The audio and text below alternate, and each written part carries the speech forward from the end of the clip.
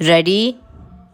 1, 2, 3 start.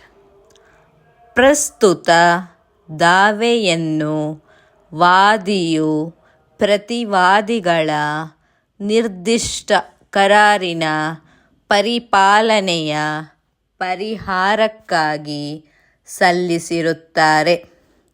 ವಾದಪತ್ರದ ಸಂಕ್ಷಿಪ್ತ ಸಾರಾಂಶ ಈ ಕೆಳಕಂಡಂತಿರುತ್ತದೆ. ಪ್ರತಿವಾದಿಗಳು ದಾವಾ ಅನುಸೂಚಿ ಸ್ವತ್ತಿನ ಸಂಪೂರ್ಣ ಮಾಲೀಕರಾಗಿದ್ದು, ದಾವಾ ಸ್ವತ್ತನ್ನು ವಾದಿಗೆ ಮಾರಾಟ ಮಾಡುವ ಇಚ್ಛೆಯನ್ನು ವ್ಯಕ್ತಪಡಿಸಿದ ಮೇರೆಗೆ ವಾದಿಯು ಸಹ ದಾವಾ ಅನುಸೂಚಿ ಸ್ವತ್ತನ್ನು ಖರೀದಿಸಲು ಮುಂದಾಗಿದ್ದು, ಅದರಂತೆ ದಾವಾ ಸ್ವತ್ತನ್ನು ಪ್ರತಿವಾದಿಗಳು ವಾದಿಗೆ 48,600 ರೂಪಾಯಿಗಳಿಗೆ ಮಾರಲು ಒಪ್ಪಿರುತ್ತಾರೆ. ಅದರಂತೆ ದಿನಾಂಕ 8/11/2008 ವಾದಿ ಮತ್ತು ಪ್ರತಿವಾದಿಗಳ ನಡುವೆ ದಾವಾ ಅನುಸೂಚಿ ಸ್ವತ್ತಿನ ಸಂಬಂಧವಾಗಿ ಕ್ರಯದ ಒಪ್ಪಂದದ ಕರಾರು ಏರ್ಪಟ್ಟಿದ್ದು, ಸದರಿ ಕ್ರಯದ ಒಪ್ಪಂದದ ಕರಾರಿನಡಿಯಲ್ಲಿ ವಾದಿಯು ಪ್ರತಿವಾದಿಗಳಿಗೆ 20,000 ರೂಗಳನ್ನು ಮುಂಗಡವಾಗಿ ನೀಡಿರುತ್ತಾರೆ. ಪ್ರತಿವಾದಿಗಳು ವಾದಿಯ ಪರವಾಗಿ ದಿನಾಂಕ 8/11/2008 ಕ್ರಯದ ಒಪ್ಪಂದದ ಕರಾರು ಪತ್ರವನ್ನು ಬರೆದು ಕೊಟ್ಟಿರುತ್ತಾರೆ. ಸದರಿ ಕ್ರಯದ ಒಪ್ಪಂದದ ಕರಾರಿಗೆ ಸಾಕ್ಷ್ಯಾಧಾರಗಳು ಸಹ ಸಹಿಯನ್ನು ಮಾಡಿರುತ್ತಾರೆ. ತದನಂತರ 10/12/2008 ಪ್ರತಿವಾದಿಗಳು ಹೆಚ್ಚುವರಿಗಾಗಿ ರೂ.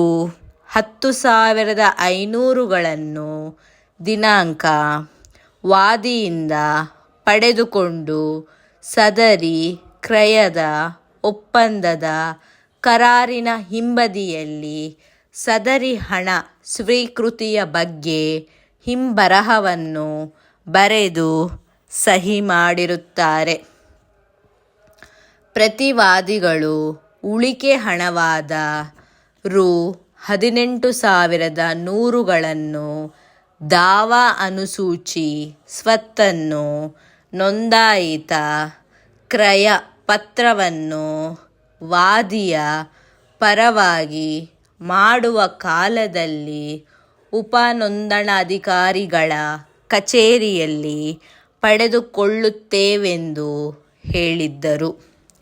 ಸದರಿ ಕ್ರಯದ ಒಪ್ಪಂದದ ಕರಾರಿನಲ್ಲಿ 2 ತಿಂಗಳ ಅವಧಿಯನ್ನು ನಿಗದಿಪಡಿಸಿದ್ದು, ಸದರಿ ಅವಧಿಯಲ್ಲಿ ಪ್ರತಿವಾದಿಗಳು ದಾವಾ ಅನುಸೂಚಿ ಸ್ವತ್ತಿಗೆ ಸಂಬಂಧಿಸಿದ ದಾಖಲೆಗಳನ್ನು ತಮ್ಮ ಹೆಸರಿಗೆ ಮಾಡಿಸಿಕೊಳ್ಳುವ ಹೊಣೆಗಾರಿಕೆಯನ್ನು ಹೊಂದಿದ್ದರು. ವಾದಿಯು ಸದರಿ 2 ತಿಂಗಳ ಅವಧಿಯಲ್ಲಿ ಪ್ರತಿವಾದಿಗಳನ್ನು ಹಲವಾರು ಬಾರಿ ಭೇಟಿಯೇ ಆಗಿ ದಾಖಲೆಗಳನ್ನು ಸಿದ್ಧಪಡಿಸಿಕೊಂಡು ಕ್ರಯ ಪತ್ರವನ್ನು ಮಾಡಿಕೊಡಿ ಎಂದು ಕೇಳಿರುತ್ತಾರೆ. ಪ್ರತಿವಾದಿಗಳು ಒಂದಲ್ಲ ಒಂದು ಕಾರಣದಿಂದ ಸದರಿ ಕ್ರಯ ಪತ್ರವನ್ನು ಬರೆದುಕೊಡಲು ಮುಂದೂಡುತ್ತಾ ಬಂದಿರುತ್ತಾರೆ. ವಾದಿಯು ತನ್ನ ಪಾಲಿನ ಕರಾರನ್ನು ನೆರವೇರಿಸಲು ಎಲ್ಲ ಕಾಲದಲ್ಲಿಯೂ ಸಹ ಸಿದ್ಧನಾಗಿದ್ದು ಪ್ರತಿವಾದಿಗಳಿಗೆ ಉಳಿಕೆ ಕ್ರಯದ ಮೊತ್ತವಾದ ರೂ. 18,100ಗಳನ್ನು ಕೊಡಲು ಸಿದ್ಧನಿದ್ದರೂ ಸಹ ಪ್ರತಿವಾದಿಗಳು ಸದರಿ ಹಣವನ್ನು ಸ್ವೀಕರಿಸಿ ನೋಂದಾಯಿತ ಕ್ರಯಪತ್ರವನ್ನು ವಾದಿಯ ಪರವಾಗಿ ಬರೆದುಕೊಡಲು ವಿಫಲರಾಗಿರುತ್ತಾರೆ.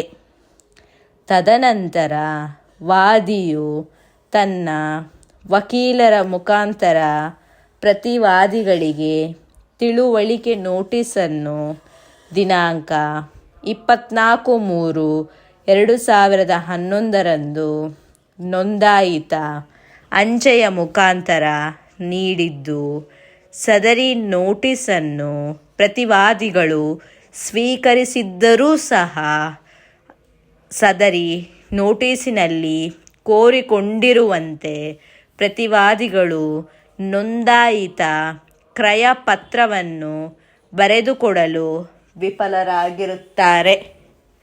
ಆದುದರಿಂದ ವಾದಿಗೆ ಬೇರೆ ಯಾವುದೇ ಅನ್ಯ ಪರಿಹಾರಗಳಿಲ್ಲದ ಕಾರಣ ಪ್ರಸ್ತುತ ದಾವೆಯನ್ನು ಮಾಡಿರುತ್ತಾರೆ. ದಾವಾ ಸಮನ್ಸ್ ಜಾರಿಯಾದ ನಂತರ ಪ್ರತಿವಾದಿಗಳು ತಮ್ಮ ವಕೀಲರ ಮುಖಾಂತರ ನ್ಯಾಯಾಲಯಕ್ಕೆ ಹಾಜರಾಗಿ ತಮ್ಮ ಪ್ರತಿವಾದ ಪತ್ರವನ್ನು ಸಲ್ಲಿಸಿ ಸದರಿ ಪ್ರತಿವಾದ ಪತ್ರದಲ್ಲಿ ದಾವಾ ಪತ್ರದಲ್ಲಿ ಹೇಳಿರುವ ಎಲ್ಲ ಸಂಗತಿಗಳನ್ನು ಸ್ಪಷ್ಟವಾಗಿ ಅಲ್ಲಗೆಳೆದಿರುತ್ತಾರೆ. ಮುಂದುವರೆದು ಪ್ರಸ್ತುತ ದಾವೆಯನ್ನು ವಾದಿಯು ಪ್ರತಿವಾದಿಗಳ ವಿರುದ್ಧ ದುರುದ್ದೇಶದಿಂದ ಮತ್ತು ಸೇಡಿನ ಮನೋಭಾವದಿಂದ ಹಾಗೂ ನ್ಯಾಯಬಾಹಿರ ಪ್ರಯೋಜನಗಳನ್ನು ಪಡೆಯಲು ಹಾಕಿರುತ್ತಾನೆಂದು ಹೇಳಿರುತ್ತಾರೆ. ಪ್ರತಿವಾದಿಗಳು ತಮ್ಮ ಪ್ರತಿವಾದ ಪತ್ರದಲ್ಲಿ ತಾವು ದಾವಾ ಅನುಸೂಚಿ ಸ್ವತ್ತಿನ ಮಾಲೀಕರೆಂಬುದನ್ನು ಒಪ್ಪಿಕೊಂಡಿರುತ್ತಾರೆ. ಮುಂದುವರೆದು ಪ್ರತಿವಾದಿಗಳು ದಾವಾ ಸ್ವತ್ತನ್ನು ವಾದಿಗೆ 48,500 ರೂಗಳಿಗೆ ಮಾರಾಟ ಮಾಡಲು ಪ್ರಸ್ತಾಪ ಮಾಡಿದ್ದಾರೆಂದು ಸದರಿ ಪ್ರಸ್ತಾಪವನ್ನು ವಾದಿಯು ಒಪ್ಪಿದ್ದು, ನಂತರ ವಾದಿ ಮತ್ತು ಪ್ರತಿವಾದಿಗಳ ನಡುವೆ ದಿನಾಂಕ 8/11/2008 ಕ್ರಯದ ಒಪ್ಪಂದದ ಕರಾರು ಏರ್ಪಟ್ಟಿದೆ ಎನ್ನುವ ಸಂಗತಿಯನ್ನು ಸ್ಪಷ್ಟವಾಗಿ ಅಲ್ಲಗೆಳೆದಿರುತ್ತಾರೆ.